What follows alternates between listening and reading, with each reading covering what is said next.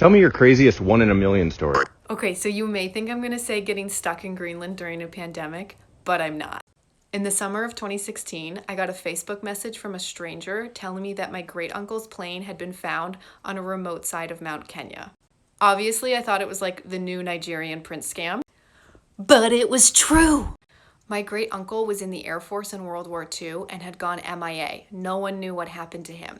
But a poacher on Mount Kenya at 9,000 feet stumbled upon this plane, and it turned out to be his. And the British Army was trying to get in touch with my family so that they could have permission to remove any remains from the site because they were doing an expedition up to the site. So I asked the British Army if I could go with them and film the whole thing, and they said yes. So I went on an expedition with the British Army up a remote side of Mount Kenya to find my great uncle's plane that had been lost in 1942. We got lost in the bamboo and almost died.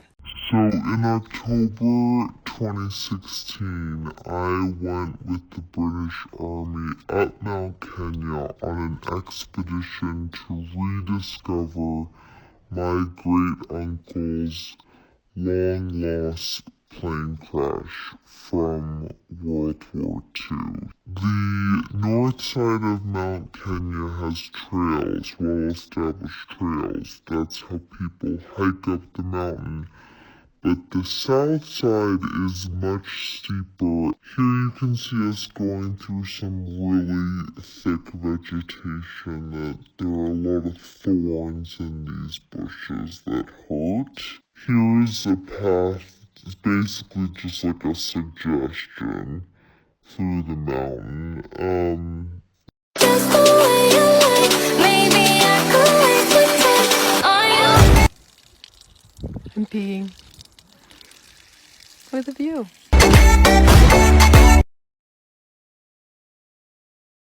Did you know that sunsets in Greenland last for an absurdly long time? Photographers call this golden hour, the time around sunset when everything the light touches turns to gold. Where I'm from, in New England, it lasts maybe about 20 minutes. In Greenland, because of where the country's located on the globe, it can last for hours depending on the time of year. And when the conditions are just right, I mean, look at that. It looks like a fucking unicorn exploded. So this is my best friend, Nina, and she has walked from Mexico to Canada twice. Oh yeah, that's what it did to her feet. And this is me. And together we tried to hike 100 miles of the long trail in Vermont.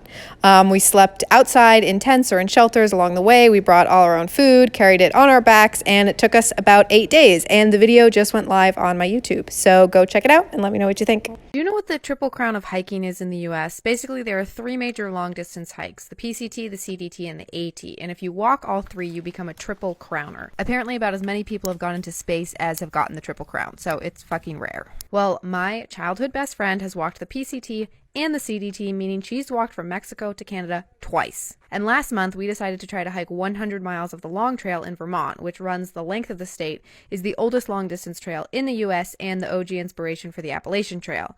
And let's just say I am not a hiker. I have created a haiku that sums up how I'm feeling right now. My feet are broken, glistening shards of glass. And yet, I walk on. So stay tuned for part 2. To recap, my best friend has walked from Mexico to Canada twice, and I have not. And together we decided to try to hike 100 miles of the Long Trail in Vermont. The second and third day, we did 15 miles each day. By mile 9, my feet were in pain. By mile 13, they were broken. Ow, ow, ow, ow, ow, ow, ow, ow, ow. And I kept thinking, I am just not cut out for this shit because there's no way everyone else is in as much pain as I am. But then I realized that's the secret of long distance hiking. Everyone is in pain. Everyone hates it at some point. And the miracle is that you go to sleep with broken feet, and in the morning, your body has miraculously healed enough that you can get up and do it all over again. Stay tuned for more.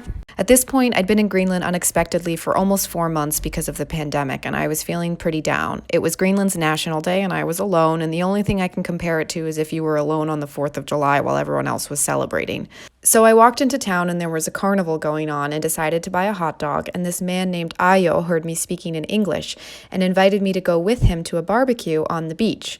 We drove to this secluded beach where lots of families were hanging out, and his family shared their food with me.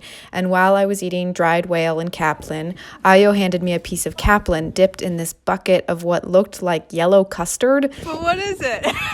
Okay. Oh, whoa.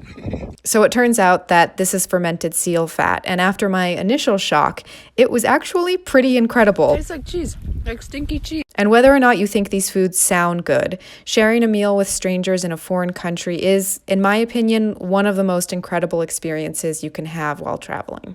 Okay, let's talk about the ethics of dog sledding in under a minute. This should be fun. Dog sledding is, rightly so, a hot topic for animal rights activists, and it's important to remember that these adorable pooties are not pets. They are working dogs. Greenlandic sled dogs are the only type of dog allowed above the Arctic Circle in Greenland in order to keep out disease and keep the breed pure, which is helpful since there are only a handful of vets in the whole country. These dogs have evolved over thousands of years to thrive in the harsh Arctic climate. They spend their entire lives outdoors and are chained up when they aren't working. Puppies roam around freely until they're 6 months old, and it's never okay to approach an adult dog without the explicit permission of the owner. I suggest you keep an open mind to cultures and ways of life that vastly differ from your own. Dog sledding is an actual form of transportation in Greenland where there are no roads between cities. I spent 5 days dog sledding the Arctic Circle Trail in Greenland back in March. Stay tuned for more. To recap, my best friend has walked from Mexico to Canada twice, and I have not, and together we decided to try to hike 100 miles of the long trail in Vermont. So the trail itself is very well marked, but we used external power banks to keep our phones charged so that we could always have the Gut Hook app on hand, which is amazing, by the way. People leave comments and they were talking about this trail, Karen. It was hilarious. At night, we either pitched our tent at a tent site or stayed in a shelter in our sleeping bags. We have just arrived at our next place to stay, which is this cabin. There's no one fucking here. If no one comes, we get this place to ourselves. There's been people at every single place we've gone to before this. We got our water from streams and filtered it using Aquamira tabs or a Sawyer filter. And at night, we put our food in a bear can and placed it away from camp. The idea is that a bear will go for the can and not your tent, if one does come along. Stay tuned for more. So when I first adopted my Basset Hound Webster, I realized pretty quickly that walking him was extremely boring because this dog stops to sniff everything, and his little legs just don't really move that fast. But then I found the most amazing life hack. I have now been reading while walking Webster for 6 years. For a few years, I even did it around Brooklyn. Here's a photo of me reading while not walking because Webster didn't want to leave the park. Webster turned 11 this year, so, he's really slowing down. But he still manages to surprise me sometimes. And it's because of him that I read about 50 books a year now. Okay, so in the summer of 2016, I got a Facebook message from a stranger telling me that my great uncle's plane had been found on a remote side of Mount Kenya. And I obviously was like, this is a scam.